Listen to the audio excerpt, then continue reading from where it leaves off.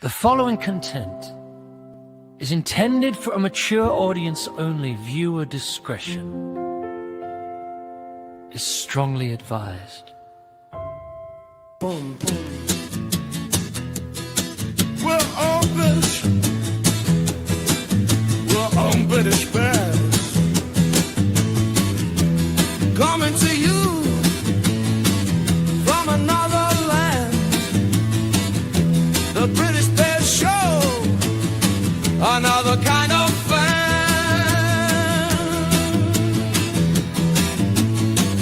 Bears fans all day, Bears fans all night, 365 days, 5,000 miles away. Hey, hey, hey!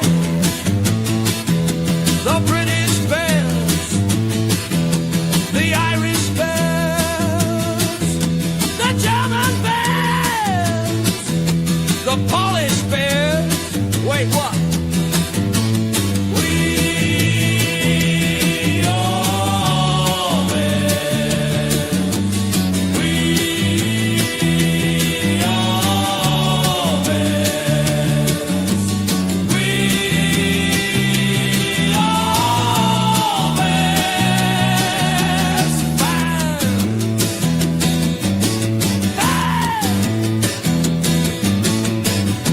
The British Bears, the British Bears.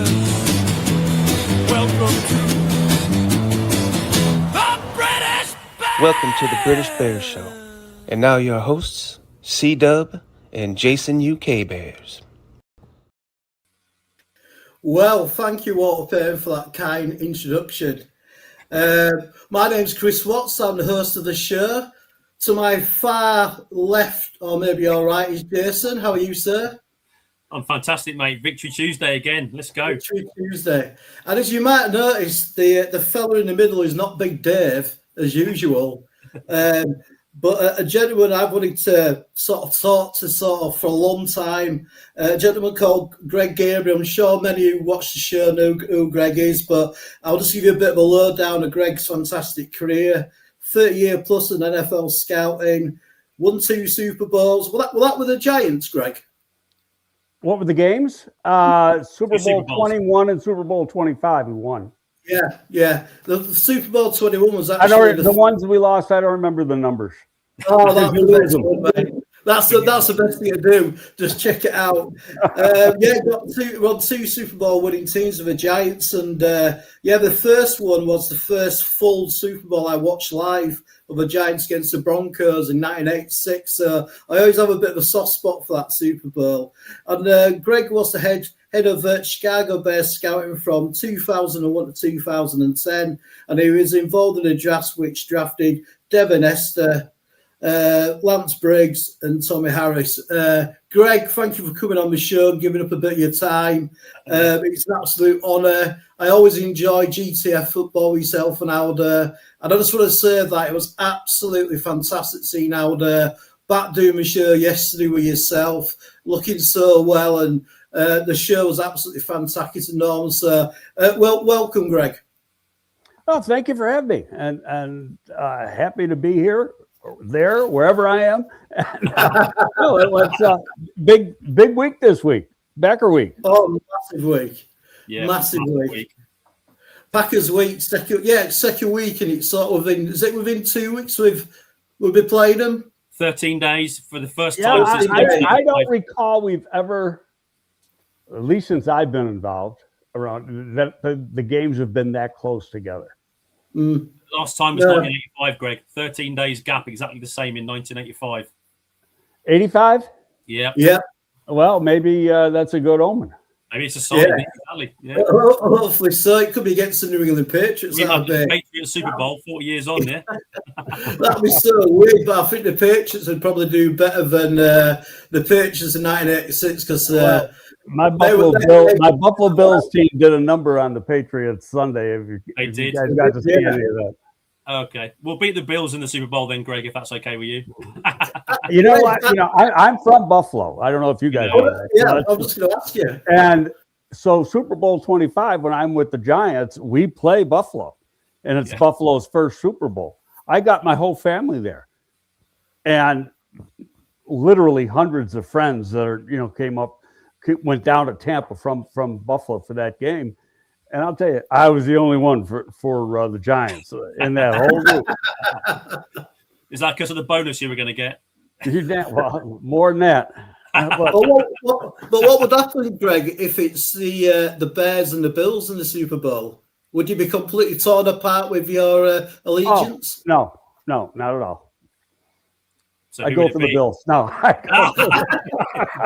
he's out of it. I'd go with the Bears, 100%. Awesome.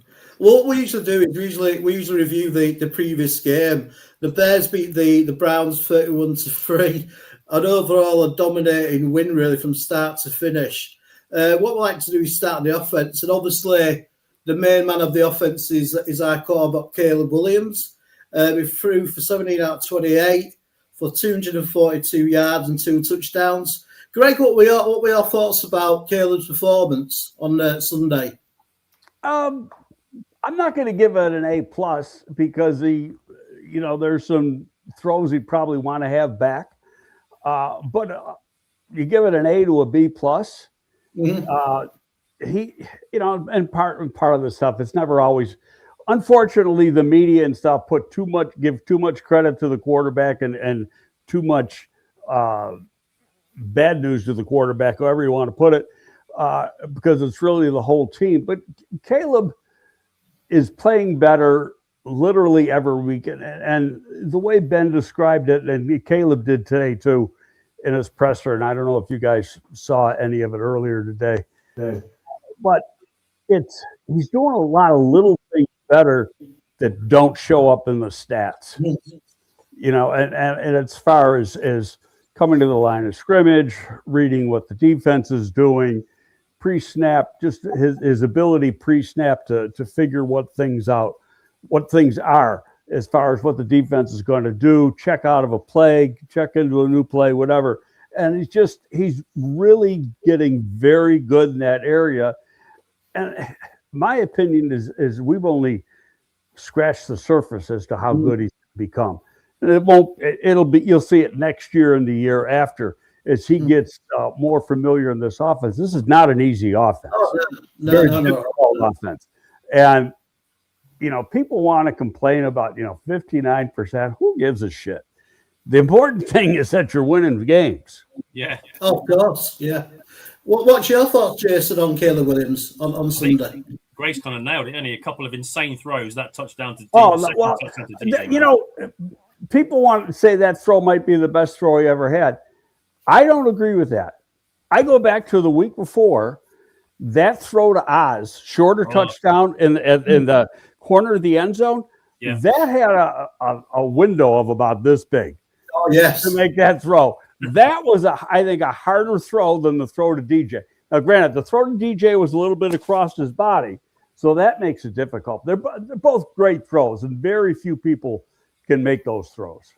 Oh, definitely. Yeah, I think I put it in the chat in your show yesterday with Aldo, Greg, that I don't know if there are many quarterbacks that would even attempt that throw into that coverage in the NFL. So I agree with what you said. I think next year we're going to see something special, I'm hoping. First of all, he'll be going into the off-season program with knowledge of what they're doing. Yeah. And then they'll build upon that. And it's not just him, it's everybody around him. So they have that wherewithal and awareness of what they've been doing. It's year 2. It's going to be more just from memory and instinct than it is like learning on the fly, because they're adding stuff every week. And so it still makes it difficult for them. Yeah, so Jeff, I was going to say, my thoughts are sort of, he seemed to be passing very concisely on Sunday. He seemed to be hitting them sort of throws where maybe we were overthrowing them the previous week. He seemed to really emphasize on getting the ball to the right person, and he seemed to spread the passing out as well around, which is really good to see. He wanted to sort of targeting one receiver all the time. And I just feel like the receivers stepped up, but Cleveland have got a good pass defense. But he just seemed to be very controlled in the system. His footwork seemed to be better to me. He seemed to have a better base when he were throwing the ball. Obviously, he didn't throw any picks, which is awesome. What was it? The first quarterback in 11 passes to only throw 11 picks. Am I right, Jason? Are you trying to steal one of my stats from later? Yeah, the first. You see, I'm testing you out, Jason. To keep on your feet. Yes, you're trying to get me. He's the first quarterback in NFL history to only have it's the fewest number of interceptions in his first 1,000 pass attempts. Right, and part of that really goes back to, much as you don't want to give Flus's regime any credit, but part of it does, and they kind of instilled in him, don't turn the ball over. Yeah. And that really, in a way, it hurt his game, but it helped his game. He doesn't make, he's probably had one really stupid throw, and that was the thing in Pittsburgh where he just kind of heaved it while he was getting hit for a safety. Other than that, a lot of them weren't bad interceptions. The one in Green Bay, he underthrew it just a little bit, and we're talking like 3 inches. Oh, yeah. I know. Yeah. And so it's like, I've already been getting some guff from some people north of the border here at Green Bay going into the game. And they don't realize that, the Bears, in the last 3 games, Green Bay 2, Chicago 1. I think Chicago's going to win this week, so it'll be 2-2. But the Bears were really 2 plays away from being 4-0. That play at the end of the game a week ago, and then a blocked field goal from a year ago. That's right, yes. That's it. So I don't want to hear any shit from those people at all. Hopefully we'll put that to rest next week. That's for sure, on Saturday. I was just going to say, anybody who's on X, if you want an insightful Bears chat, and check out Greg's X, because he's always straight to the point. And also as well, he just don't do it. I'm getting old. I'm getting old, Chris. I calm down in my old age. I'm not as bad as I used to be. My God. What would you like to work for, Greg? I got a lot of crap from Green Bay. Now, I didn't have one tweet during the week leading up to Green Bay 2 weeks ago. Not one. And all of a sudden, my timeline is just loaded with shit at the end. And I'm going, hey, don't talk to me. I didn't say a word. Well, Bears fans did. You said this 6 months ago. And I'm like, okay. So I just started, keeping track of those. Oh, really? Oh, you got that hit list. I bookmark those babies. And if the Bears win, I'm going to have a ball. Awesome. Awesome. I think Carl here in the chat is throwing a question out. He says, I've calmed down in my old age. That was a lie if ever I heard one from Greg. No, that's true. I have. I've calmed down quite a bit. Shit, man, I'm in my mid-70s. I'm an old man. Well, he's still I don't know. I'm not going to say anything, but yeah, whatever. You can say, Never complain about getting old. There's only one alternative. And someone else, David Boyce in the chat, said, it seems as though Caleb's confidence is growing and he's playing more calm. Does Greg think that he's reading the defenses better? Oh, yeah. Without a question, he is. And he is more calm. A lot of it's just experience. Now, again, last year plays into this too, because he was playing against NFL defenses. He was seeing what NFL defenses do, obviously playing in a different scheme. But the more snaps you get, the more comfortable you are, the more experienced you are, the quicker you are to read things. He's a pretty quick processor now. And we all know that, he can make some throws that very, very few quarterbacks can make.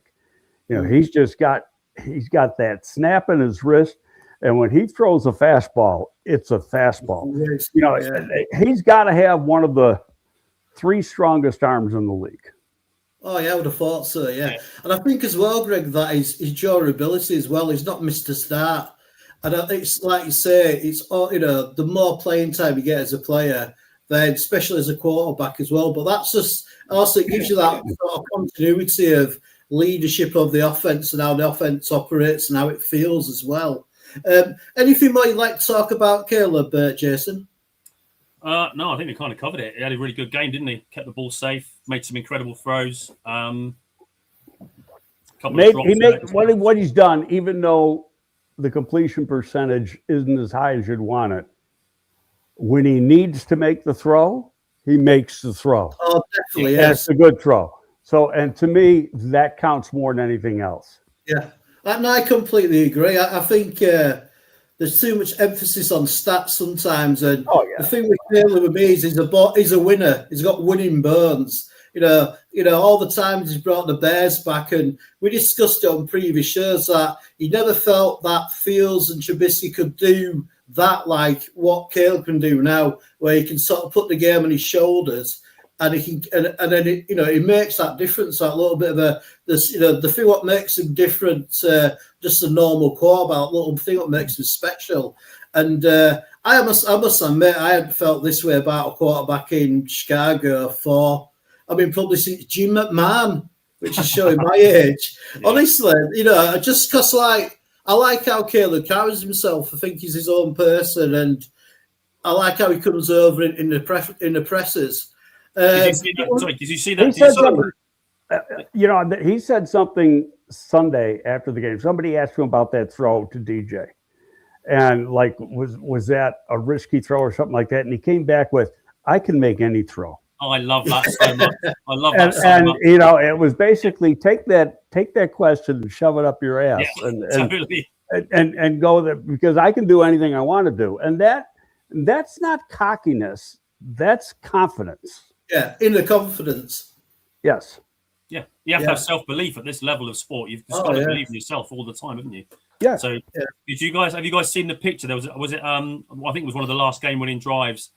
So there was a close-up picture of Caleb as he was stepping out onto the field, and he had this big grin on his face, as if he was in his head. He's thinking, "This is my time. I'm good. Here I go." No, there's no question about it. Hey, first year in a system, 5-game winning drives.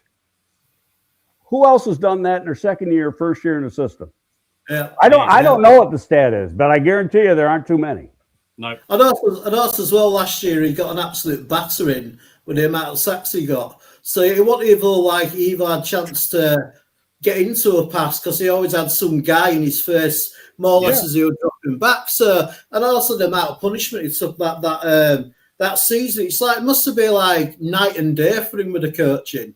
I imagine what he's receiving from Ben Johnson compared to what he had last year. I mean, I thought last year it was embarrassing how the Bears treated Caleb Williams with the hire of the certain coaches and how they went about, and Eberflus and all the drama. They did a real disservice to him as a rookie.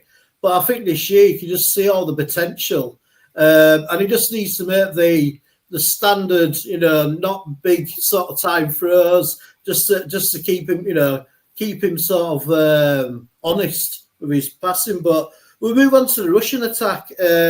Swift went for 18 for 98 yards and 2 touchdowns. And Montgomery got 11 for 33 yards. What were your thoughts about the running game, Greg, and how it's improved?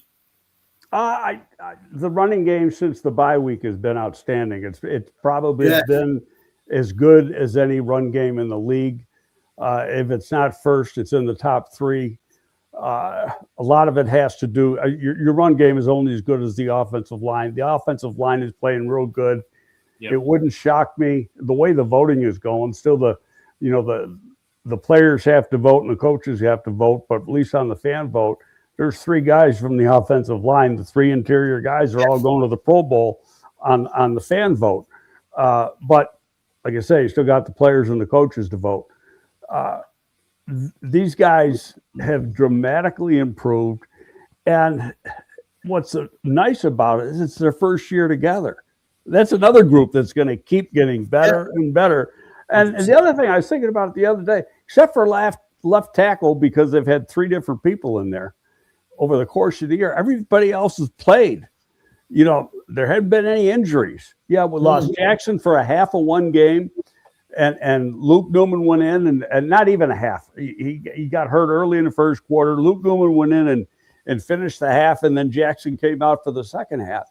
And Luke Newman played pretty good too. So, but except for that, the group has played really, really well and been very durable.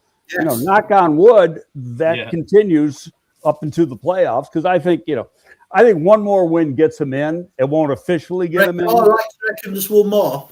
They're in if they win this week and Detroit loses, but I think 11 win gets them in, period. I mean, it's very rare that a team with 11 wins doesn't get in the playoffs. Yeah. I'm thinking they'd have to get at least obviously another one. I'm thinking maybe it might have been 2. Regarding the offensive line, Greg, do you think the interior of the offensive line has been the best signings of Paul's career at the Chicago Bears so far? I mean, obviously he paid those guys good money. Only one was a free agent. The other 2 were trades, and he gave up day 3 picks for both of them. A 4th and a 6th for guys that you're going to have. I mean, Tooney's going to be around at least 1 more year, and the way he's playing, if he wants to play 2 more years after this, he'll be able to do it. I mean, he doesn't miss a snap. No, not at all. No. And he's been durable throughout his career. So, guys who take care of themselves have a way of staying healthy. Yeah. Yes, I remember you're on the show with Alden. You were talking about Trevor Jenkins, and you can just see the difference in how Tooney is as a pro and a player compared to Trevor Jenkins, who actually had to leave the game on Sunday because of an injury. And obviously, he's an injury waiting to happen. And I said it with Aldo on Monday. Tevin Jenkins has got talent that's up here. I guess you can't see it up here. So he got great natural raw talent. I don't think he likes the game. I'm not even going to use the word love the game. I don't think he likes the game. He's playing the game for money and money only. And when you're doing that, you're going to fail. And, I don't think he's driven. Like I use myself as an example. It's not like I make a lot of money when I was doing I'll put it this way. I wish I was working for him now versus when I was working for him then, because they're making about 5 times what I was making, the way the salaries are gone up in the league. But, you do it because you love doing it. And if you don't have that passion for the game, you aren't going to be worth a shit. I mean, we drafted a kid back in, same year we drafted Rex. We had the Haynes, the defensive end from Penn State. That was a mistake on our part. He didn't love football. He was a great kid. Type of kid you'd want to marry your daughter. I mean, smart, intelligent, polite, all this stuff. He didn't love football. Yeah. Just have that passion. And if you will fail if you don't have that passion. And it's you're not not quite. going to put the prep in, are you, off duty hours? I'm sorry, Jason. You're not going to keep putting that work in the off-duty hours, are you? If you haven't got that sort of driven motivation to be the best at what you can do. It's part of the football character is passion for the game, your work ethic, your intelligence as it relates to the position, durability, just all of it is just things that. It's why you see guys like. The wide receiver, I can't think of his name now. The wide receiver is like a 5th, 6th round pick for the Rams, and he's a Pro Bowler, and he's only in his 3rd year in the league. Puka Nacua. He's got, off the chart football character. Josh Allen, off the chart football character, and that's why guys like that succeed because they're driven to be great football players. Sorry, Jason. I was just saying, Craig, have you ever been in an organisation where there's been a few players that have been like that? Like, they're purely been there for the money and they're not really, they've got a bit of a bad attitude. I mentioned the one we drafted the kid, and that's on us. And actually the scout who had that area, when his contract was up, we didn't renew his contract. I mean, it's first round. Oh, wow. You're going to see it. Put it this way, the players sometimes will figure it out before the front office will, because the players are with them all the time. They're with them in the weight room. They're with them in the meeting room. A good example, somebody who may not have good football character, but has got unbelievable talent. And that's Carter, who was taken the 2nd overall pick by the Giants. There's videos of him falling asleep in meetings and late for meetings and shit like that. that happens when you don't have that passion. His talent is off the charts. Yeah. But if he doesn't fix that, he'll be out of the league. I mean, his talent will keep him in probably through the end of his first contract. But if something doesn't change, then he's going to become poison. Yeah. Because they held him out of the first quarter, didn't they, recently, as a punishment for being late again, didn't they? There's no excuse for being late. God, no, there isn't. That is one of my things. My first job out of college, I had a guy, and God rest his soul, his name was Mike Flynn. And Mike said to me, the latest you can ever be for an appointment is 5 minutes early. Now, I'm like 22, 23 years old when he told me that. I live my life according to that. I'm not late for a freaking thing. And, so it's just, just a small little sentence, but it's important. Yeah.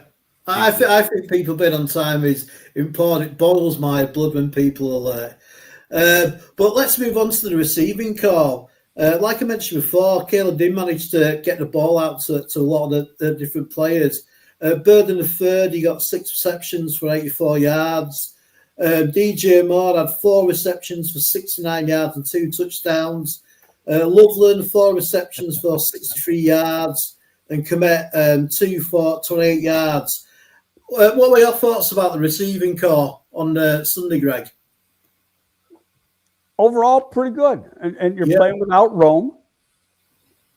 So you've got a second liner, and you probably got, because of the way they move, you probably had to move some guys around.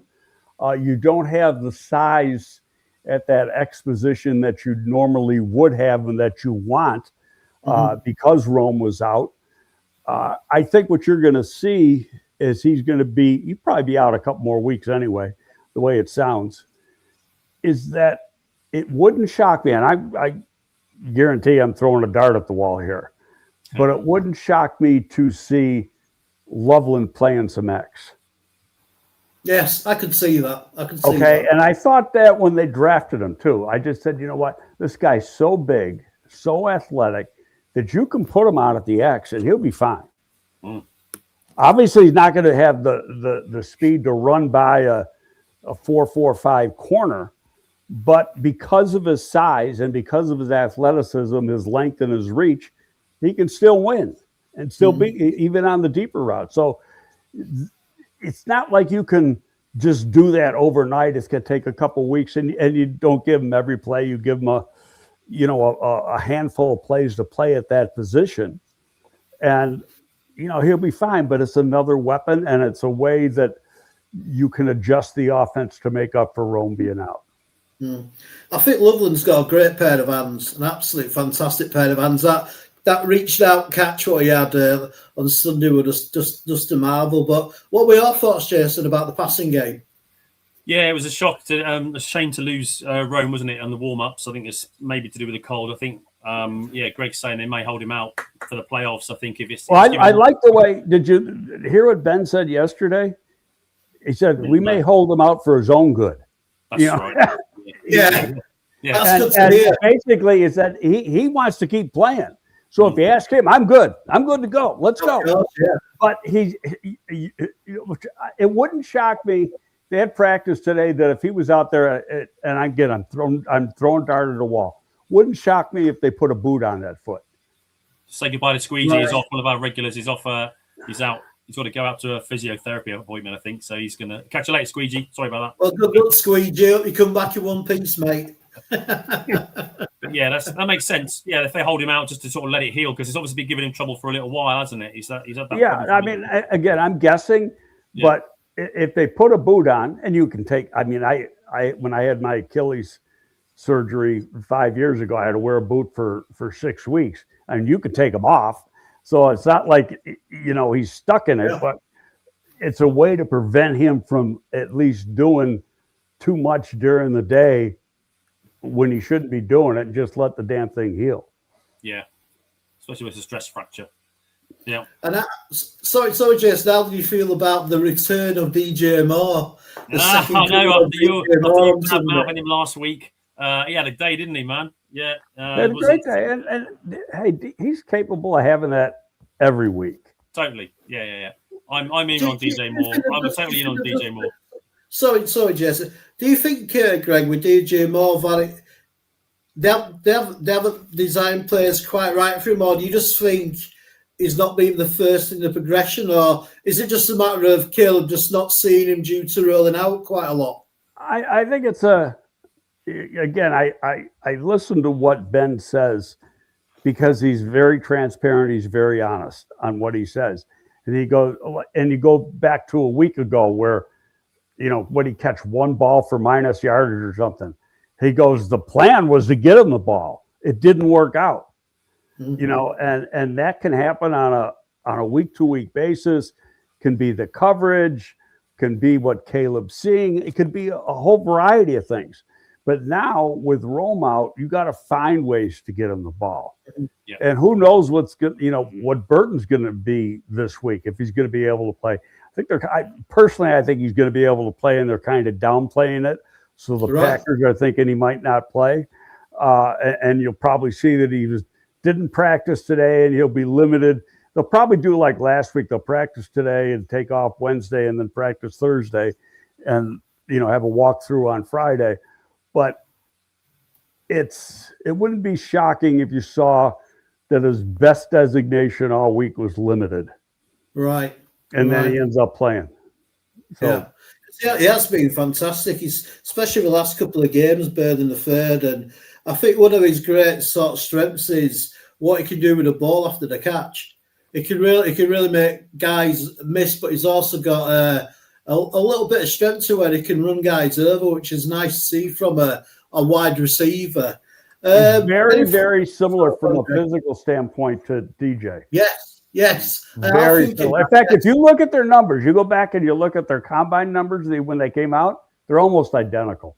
Oh, really? Oh, really? Right. Oh, wow. He's electric with the ball in his hands. I know that. Some things just happen, don't they? He's just so twitchy and quick, and just he's a fiery player. I like him. I like him a lot.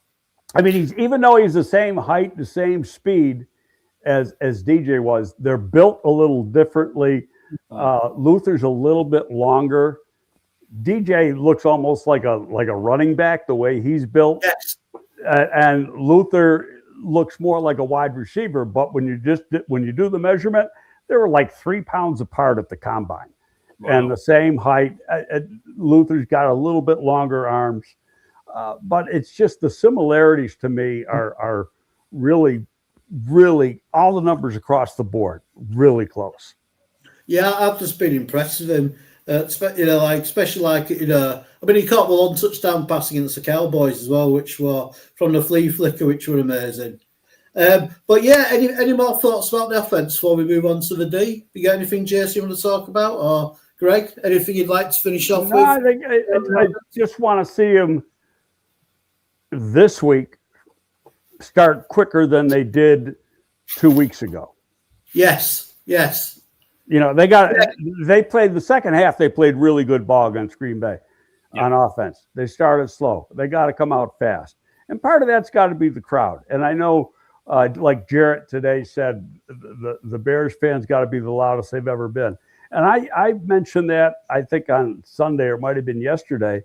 I said, I applauded Green Bay's fans because they were so damn loud 2 weeks ago that the Bears fans got to do that and then some. Yeah. Because it makes it so much more difficult for the other team to run your offense.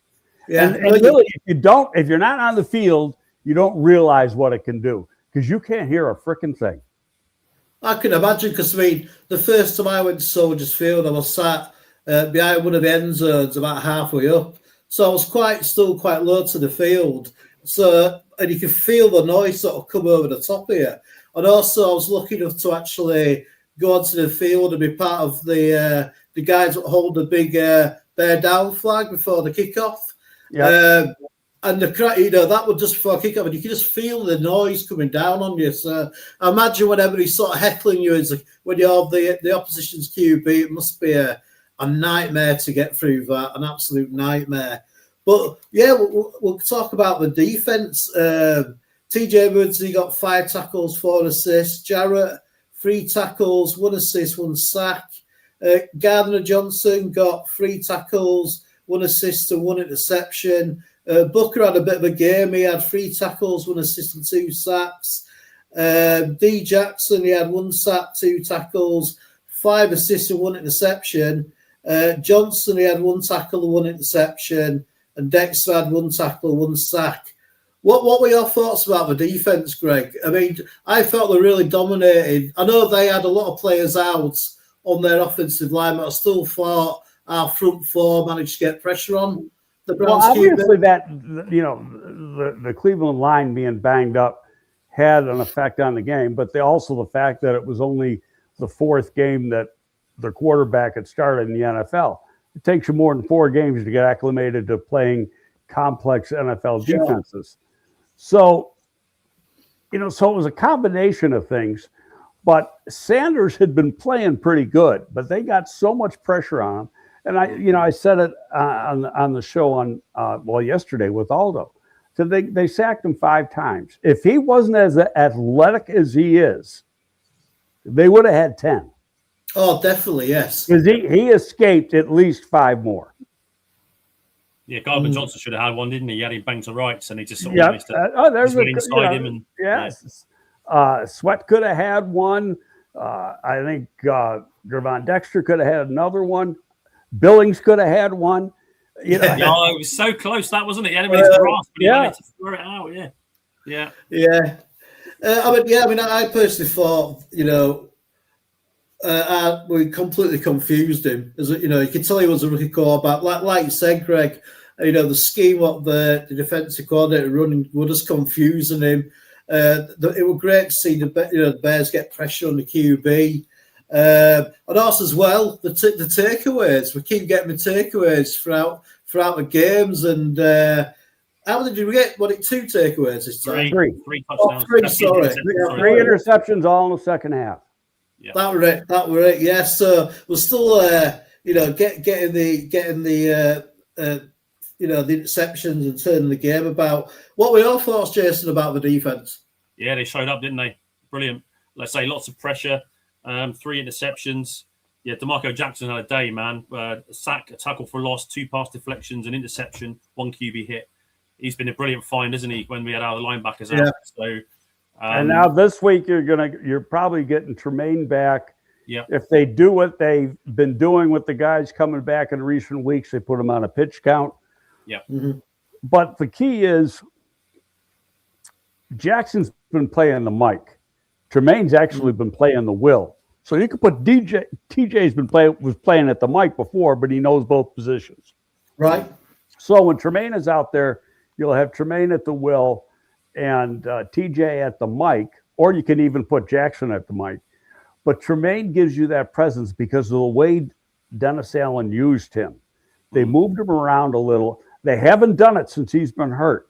They've been playing more vanilla type things with the will linebacker. They move him around. They put him on the edge sometimes. They have him drop in coverage. It's just going to be a little added thing. They got to go back and look. Green Bay's got to go back and look at the tape from the early games, see how Tremaine was used, and then think, well, this is what they could be doing when he's in the game. And he'll probably be, assuming he gets activated for this game, he'll probably play 25 to 30 snaps, maybe more. Mm.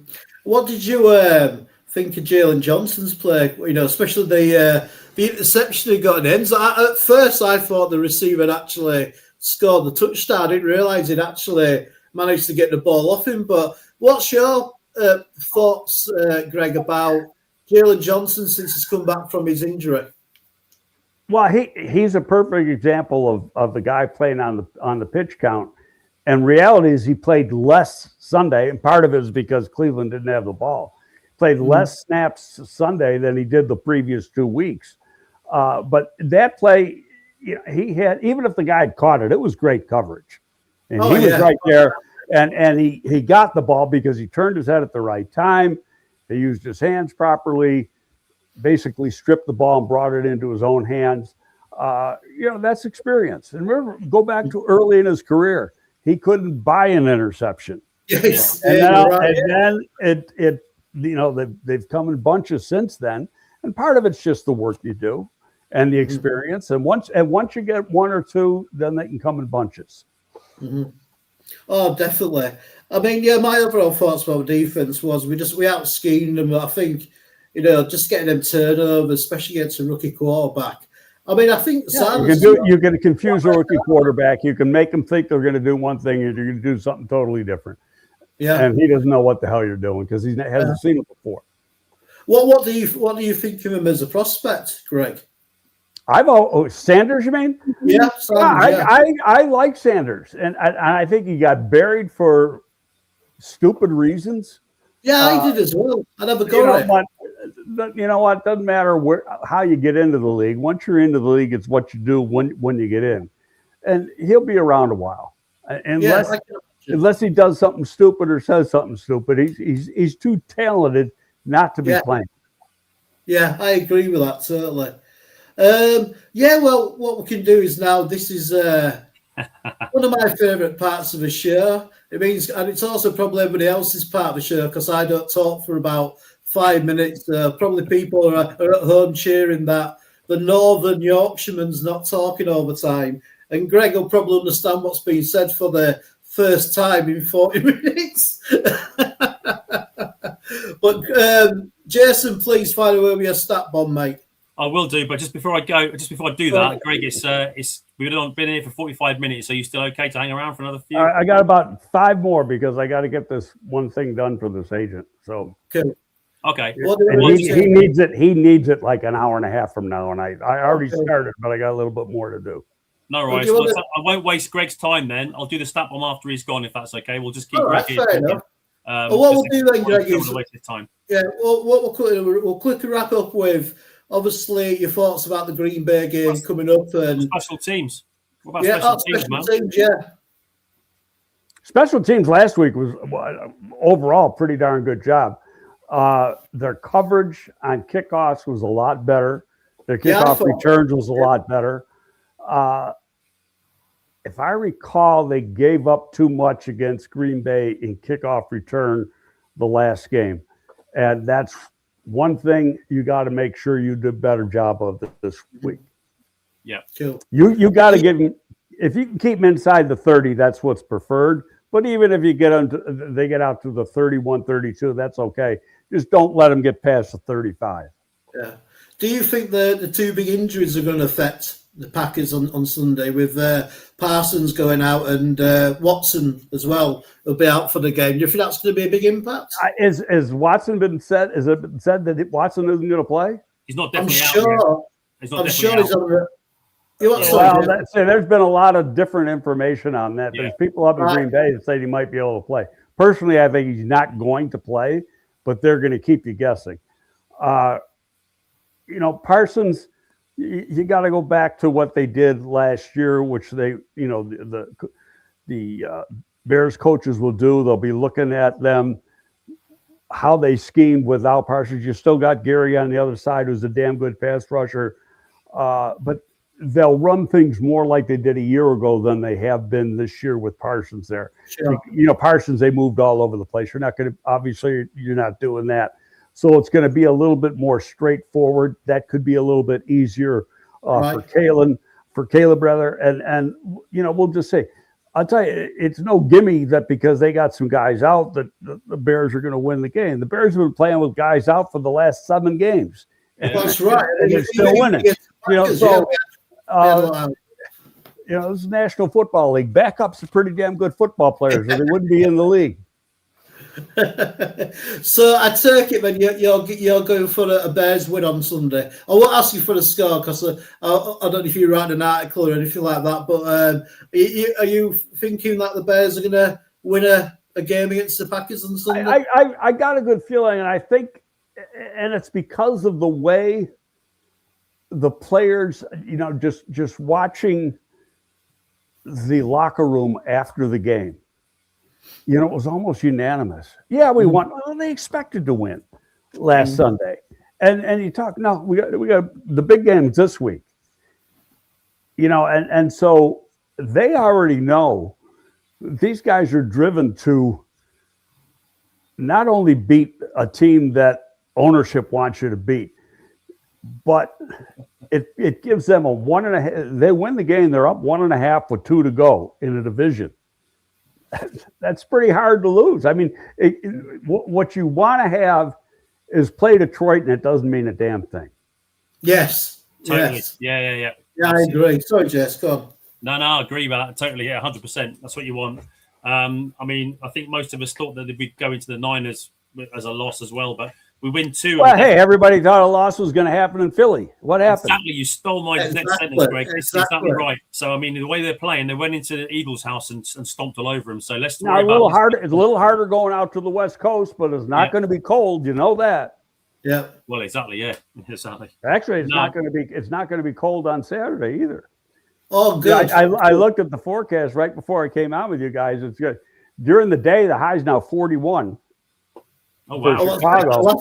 But, the game's being played at night, but it's going to be at kickoff. It might be in the low 30s, high 20s. I mean, it's going to be that's freaking springtime compared to what they played in the last 2 weeks. Exactly. Yeah. Very right. Well, Greg, I just want to thank you for coming on the show. It's been an absolute privilege having you on, and it's just it's so interesting when you talk football, and because you're the man what's walked the line. You made a living out of this for over 30 years, and you had success. So I just want to thank you for coming on the show, and I hope you enjoyed yourself. And I'd love to have you back on at any time you got a spare moment. We'd love to have you back on because it's just been an absolute blast. Anything like to say, Jason? No, just thank again. Yeah, it's been really great chatting with Greg again. I feel a little more comfortable on our own show rather than stepping in for Aldo. Yeah, really great. Always great to hear you talk. Jason, we're getting to be old buddies now. People are going to start to talk. We've been together so much. Let's not start any rumors. But yeah, it's been thanks so much for joining us. Okay, thanks, guys. Thank you, Greg. Take care. Appreciate it. See you later. Cheers, mate. Thank you. Bye-bye. Oh, what a flipping legend. He's awesome, isn't he? What an absolute awesome dude. He's Greg's one of them people where I can imagine I could have some really good conversations about a lot of things in life, not just talking football. But yeah, it's so nice to come on the show, and I hope people in the chat have enjoyed his input. And I'm sorry, Jason, if you didn't get much chance to say much. I would try to give Greg as much time as possible, really. Exactly. That's what I wanted. We only had 45 minutes, so do you want to do I knew he was limited on time, so I was happy to let him talk, and we can just catch Cheers, up. Mate, I appreciate that. So, yeah, relentless. Mikey's on to you, man, and that's the Chris Watts Show. Everyone, thanks for coming. He's giving you some shit. I was just happy to. Hey, you're the host, man. I'm good. I love listening to Greg, man. I love listening to Greg talk football. Yeah, it's just that we're just like obviously. Because we had a bit of a time constraint there, I just wanted to and also as well a few questions just popped up out of my head, so I thought that might be great. Yeah, I appreciate your patience, Jason. But don't worry, mate. Right, let's crack on with your moments of shine, this week's stat bomb. All right, well, here it comes. I wasn't ready there with the You weren't ready there.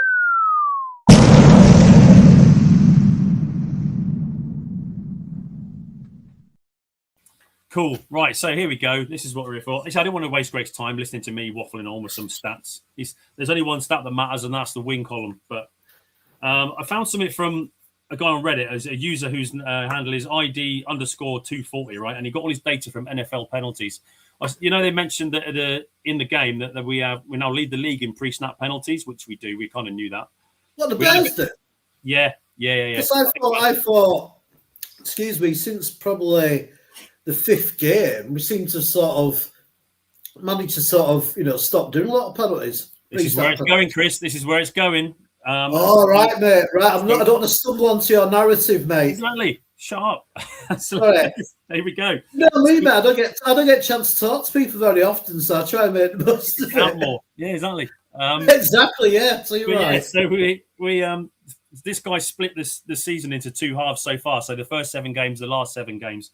And we have massively reduced the penalties from the first 7 to the last. The first 7 games, we were averaging 9.14 penalties per game. The last 7, it's been 5 per game.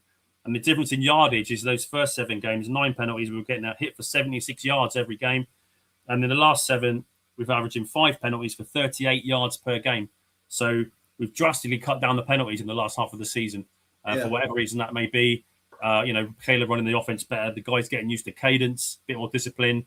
Whatever it is, it's working. So the offense have gone from 4.8 to 3 per game. The defense 2.8 to 1.1, and then special teams 1.4 to 8. So in every area, every phase of the game, we've reduced our penalties by about half in most areas. So that's brilliant. It's pretty good, isn't it?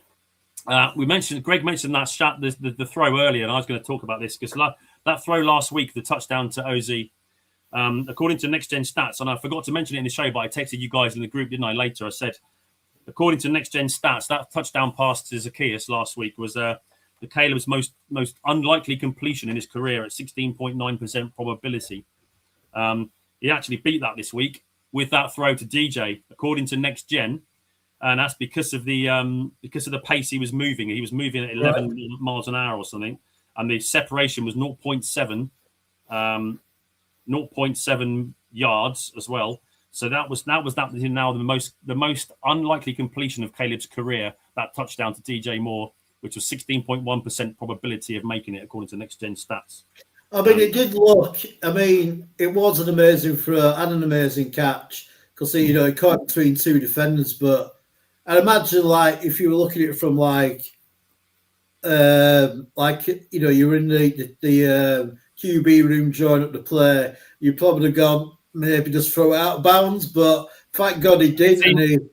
Have you seen the shot from the back of the end zone? Yeah, awesome. Looks incredible. So I think that first defender, one on the TV screen, it looks a bit more. He looks closer than he is, but I think it's an incredible throw and a great catch by DJ. It's concentration to see that ball into his hands because there was a bit of a tip.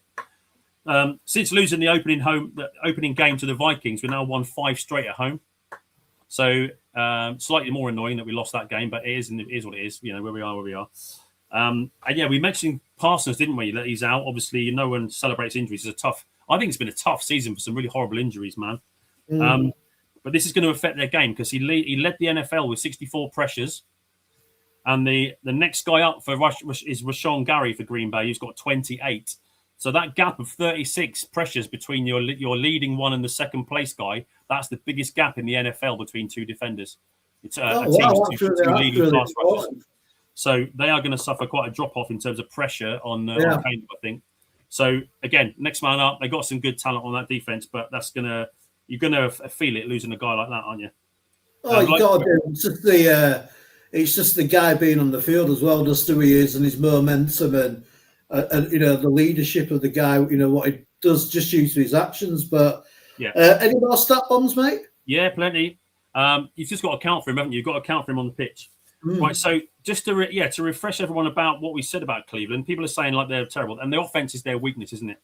Their defense is still ranked number 1, right, in the NFL, with especially being good at the pass defense. So on Sunday, Chicago had the second most total yards against Cleveland this season. They had the 4th most passing yards and the 4th most rushing yards that any team's put up against Cleveland's defense. So it's a decent performance. As someone said, I think Ben Johnson said it in his presser, we are a good team. I think that finally the penny's dropped that we are a good football team. I think it's just due to the consistency of the performance over the last 2 months. You can't just say like we're an underdog. We're coming out of the blue. We're a big surprise anymore to NFL because we're not. We won 10 games, and 10 games is actually what I thought they might win the whole season. So, they've already got to what I hoped they might have got, regarding wins. Any more, mate? Yeah. So, of course, we are on a roll this week, man. I tell you. The Bears allowed 1 first down in the first half, just 1 first down, which is the fewest allowed by any NFL defense in the first half this season by anybody, anywhere. Cool. So, the last time the Bears did that was in the October 17th, 1991, when they also permitted only 1 first down in a 10-0 win over the Packers, which would be nice. I'd take that. Exactly. Shutting out the Packers would be great. 5 sacks by the Bears D, as you mentioned. That's a season high, and it's the most we've had since October the 5th, 2023, in our famous 40-20 road win over Washington. Booker had 2, Jackson had 1, And as you said, Jarrett and Dexter had one apiece. Excuse me. So 12, we mentioned that interception, didn't we? He's the first NFL quarterback in history to, in his first 1,000 yards, that's the fewest amount of interceptions at 12. They scored 17 points off the takeaways, which is the second most. Sorry, you've got 97 now. 97 points from takeaways, second most in the NFL this season. Bless you. Cheers. 28-point margin of victory is the largest since the 36-7 win over the Texans in December 2020. So again, we're breaking records, man. And this, I'll finish up with this one, all right? Because I've got quite a lot here, but I'm rambling on now. Is Ben Johnson is now only the third head coach in Bears history to win 10 games in his first season as head coach. He's the third one. Who are the others? The previous one was Matt Nagy, right? We won't talk about. The only other one to do it before then was the great George Halas himself. So this is the sort of company he's keeping now. So yeah, let's go.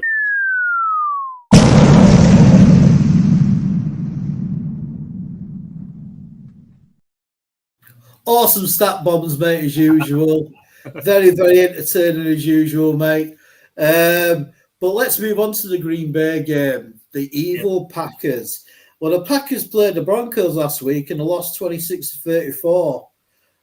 Love, he threw for 24 out of 40 for 276 yards, 1 tutty and 2 interceptions.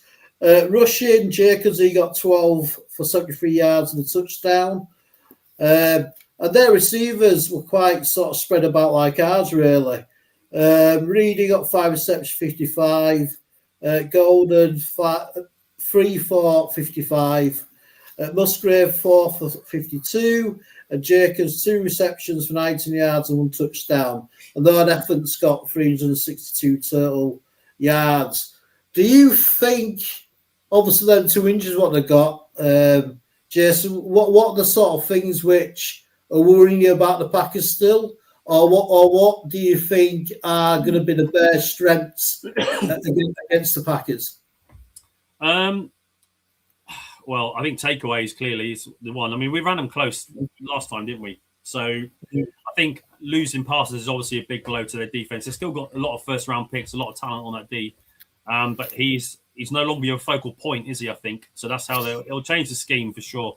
I think they'll have to worry less about Parsons and more about Gary and whoever they replace. I'm not sure if Lucas Van Ness is still out. He was out last time you played him, wasn't he? So he's the other big. I'm not sure, mate. To be honest with you. Yeah. So they're still a decent team, but they've definitely got weaker on defense from losing Parsons, I'd say. They're just solid. Yeah, they are pretty highly ranked. Let me try and find the stats here, but they're still. But then they come into our place. We're a good team. You know, yeah. So I don't think we fear him anymore, do we? I think probably got a little bit. What about their offense? What about their offense? And what are your thoughts about Love, the QB? Christian Watson is a loss, isn't he? I mean, he's a gunslinger, isn't he? We saw what he did to us last time. I'll be confident that Jalen Johnson's getting more up to game speed.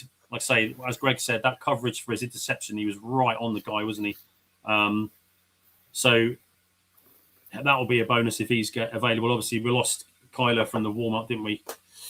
Let me see. Let's go. Those are defensive stats, right? So Green Bay are... Where are they? Sixth ranked defense on total yardage, so 294 a game. So in terms of passing yardage, they're allowing 194. That's 9th in the NFL. And I don't know what their run D is like. Let's have a look. Again, that's top 10. 8th, 100 yards per game. So, yeah, they're good all round. Good all round. I'm just ready for it, mate. I'm just fucking ready. I tell you. I can't wait. It's time to get revenge. Let's say 13 days since we last played them, and the last time that happened was in 1985. So, yeah, I think.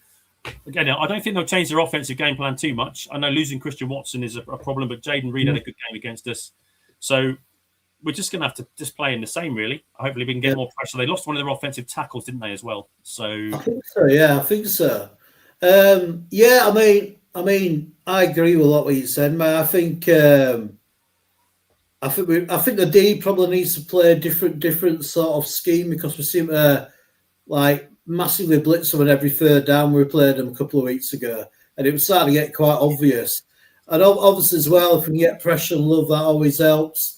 Hopefully Edmonds will be back because he was playing Pro Bowl quality linebacker before he got injured, so that's going to help. And yeah, the defensive backs, keep playing like they've been playing. Johnson's slowly getting his form back.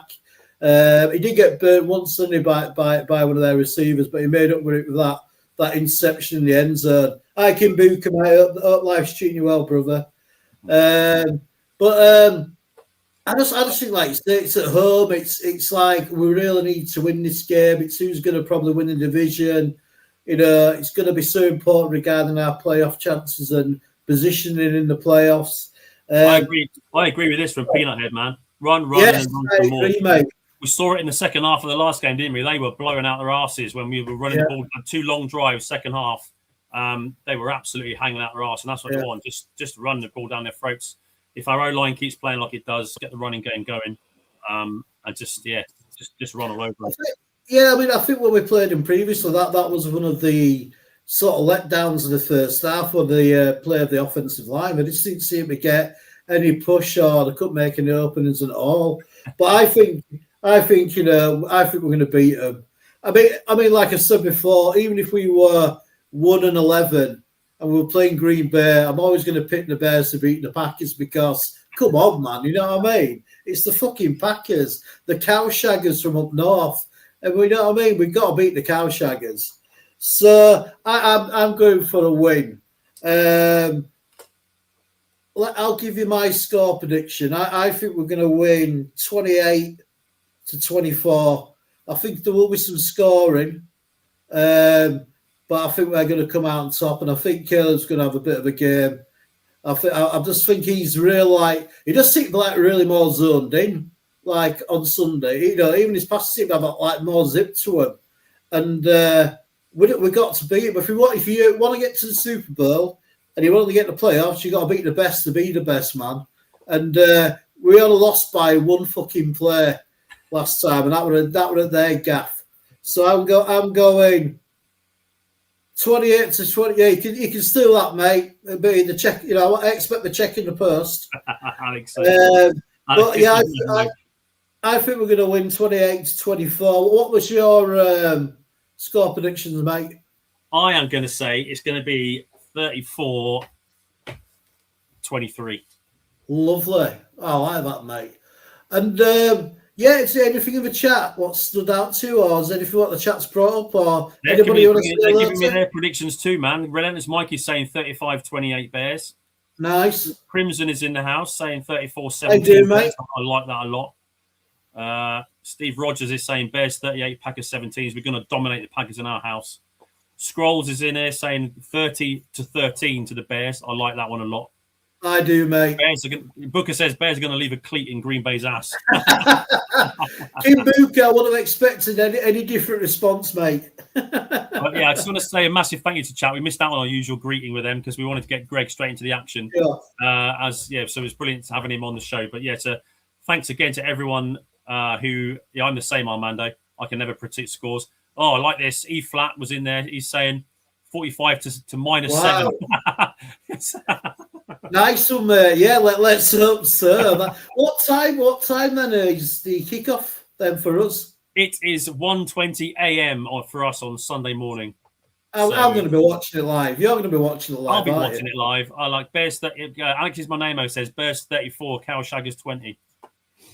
Nice one, mate. Yeah, you can use Cowshaggers. We should get T-shirts made and stuff like that. Get some merch going, some Cowshagger merch. But yes, Sunday's going to be a special day for me because that's the 21st. Because obviously it's Sunday night, Saturday night football, obviously in America, but for us it's Sunday morning. So Sunday is the 21st of December, and that means it's the 1-year anniversary to when I proposed to my now wife in Chicago last year. Awesome, mate. So that's why the Bears are going to pull a win out for me, man. They're going to do it for me. So and she's still, and somehow she's still with you. She said yes. Yeah. Do you know what I mean? Somehow you managed to do something right, Jason. But Yeah. no, congratulations to you and Kim on your engagement last year. And imagine if I'd have been, you see, lucky I didn't go because, you know, if I'd have been there, you'd have something like to get out of the room or something when you were going to do it. But yeah, that's really cool, man. And yeah, so my congratulations to Kim. But yeah, we'll wind up the show. I just want to say, obviously, first, a great thanks to Greg Gabriel coming on the show. It was absolutely awesome chatting to him, and I'm, you know, that's been one of my highlights of podcasting. Is speaking to Greg because he's been there and done it, and he knows the NFL inside out, and you know, when he says something, it carries a lot of weight, and I think he enjoyed himself anyway. Yeah, I just want to say thanks to the people in chat. Like I say, we're just trying to get as much out of Greg as possible, so we won't really go through chat. Jason, thank you, mate, for being on the show with me as my co-pilot, and sorry that I spoke so much when Greg were on. I was just on the floor, man. I'm sorry about that. I know. Right. Yeah. That made it sound like it were our wedding anniversary. What's that? What? You know. Well, thank you, Chris and Jason. It sounded like ours. It doesn't matter anyway. But anyway, next week the show's going to be on Monday night instead of Tuesday because of him really, and because of me. I take full responsibility because it is my now wife's birthday on the 24th. Next. I don't like Tuesday. It was so funny, Jason, last week that you were talking about when we're going to do next week's show. Alex, love it. She loved you when the Bears sucked. She'll love you forever. That's it was so funny when you were trying to justify to yourself to actually do the show next Tuesday, and you were going, well, you know, it's only an hour and a bit, and I'm sure, and I kept thinking, there's no way, and I don't even want to be a part of that, you know, problem. To be honest with you, mate. So it was a very short chat when I mentioned it. Like, yeah, you know. And to be fair, yeah, we are inviting people over. We're gonna have a few people around the house. Yeah. So it'd be a bit rude to go. Anyway, guys, see you in an hour and a half. See you later. Yeah, see you later. Yeah, for those of you that want to make it next week to listen to us ramble on about the Bears, the show will be on Monday.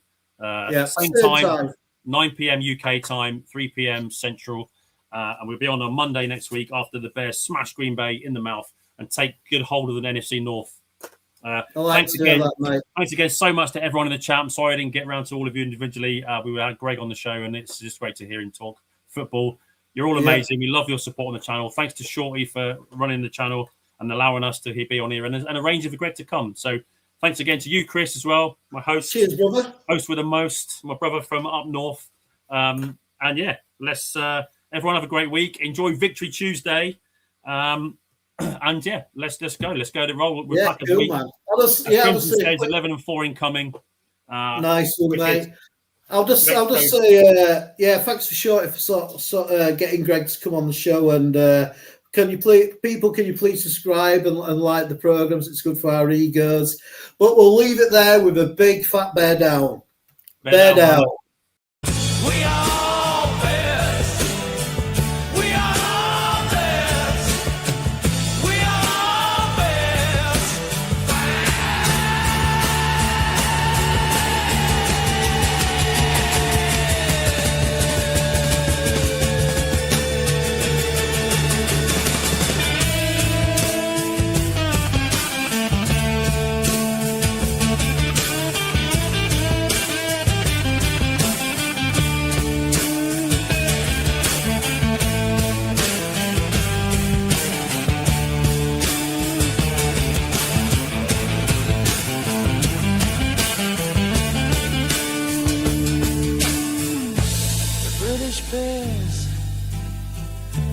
The